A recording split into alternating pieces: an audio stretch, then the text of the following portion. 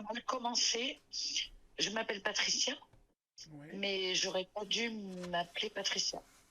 Ma maman a accouché de moi, elle est tombée dans le coma et ma marraine qui était près d'elle a décidé que je ne m'appellerais pas Jackie, parce que ma mère voulait m'appeler Jackie et elle a décidé de m'appeler Patricia. Donc déjà le prénom, ma mère n'a pas pu me le donner.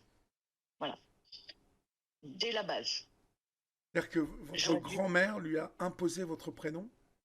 Ben, ma mère était dans le coma à Ah oui, l'accouchement elle était dans le coma, pardon. et donc elle n'aimait pas le prénom que ma mère avait choisi. Elle avait choisi le prénom de Jackie, de mon père qui nous avait abandonnés pendant qu'elle était enceinte. Ouais. Mon père s'appelait Jacques et du coup, elle n'a pas voulu que je m'appelle Jackie. Elle a dit que je m'appelais Patricia. Voilà. Donc déjà, j'étais dans le coma, elle était dans le coma et on m'a appelée Patricia. Déjà, mon prénom, c'est pas moi. Mais bon, c'est comme ça. Je l'ai su par la suite. Et en fait, quand votre mère s'est réveillée, elle elle a dû accepter qu'on ait changé. Elle s'est réveillée, votre Oui, maman, à un moment. oui, tout à fait. Une semaine après. Et comme sa grande sœur l'avait hébergée pendant qu'elle était enceinte, elle n'a pas, voilà, elle a laissé mon prénom Patricia et elle m'a donné en troisième prénom le prénom Jackie qu'elle voulait me donner. D'accord. Et parce qu'elle s'est inclinée.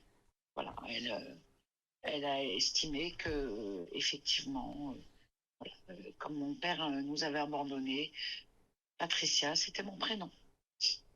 Donc déjà, voilà. Et je pense que depuis la naissance, j'ai un sentiment d'abandon qui est resté.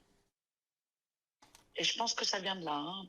Moi, c'est mon ressenti à 57 ans. Oui. Je pense que ce sentiment d'abandon, comme j'ai été seule pendant une semaine, j'avais pas ma mère.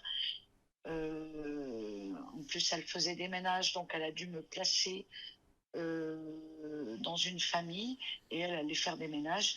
J'ai tellement pleuré que la famille l'a appelée pour qu'elle vienne me chercher. D'accord. Donc ce sentiment d'abandon depuis la naissance est resté jusqu'à 7 ans, 57 ans. C'est-à-dire que mon mari a aujourd'hui, je me sens toujours abandonnée s'il me dit pas, s'il n'est pas là, ou voilà. J'ai un sentiment d'abandon qui est resté malgré tout ce que j'ai fait. La peur de l'abandon. Ouais, ouais. Mhm.